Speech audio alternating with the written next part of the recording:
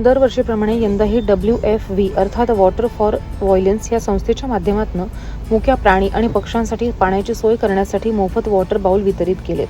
Online register पद्धतीनं प्राणी आणि पक्षी मित्र या वॉटर बाउल मागणी करतात आणि त्या अनुषंगानं WFV ही संस्था संपूर्ण देशभर विविध ठिकाणी आपले उपक्रम राबवत असते.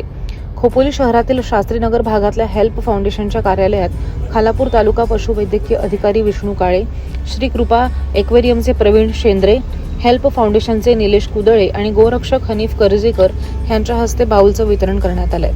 खोपोली शहर, मुंबई-पुणे राष्ट्रीय महामार्ग आणि खंडाळा घाटात मोक्याच्या ठिकाणी हे बाउल्स ठेवले जाणार आहेत, ज्यामध्ये पिण्याचं पाणी भरण्याची व्यवस्था सुद्धा प्राणी आणि पक्षी मित्र दरवर्षीप्रमाणे यंदाही करतील, असा विश्वास पशुवैद्यकीय अधिकारी विष्णू काळे यांनी व्यक्त केला.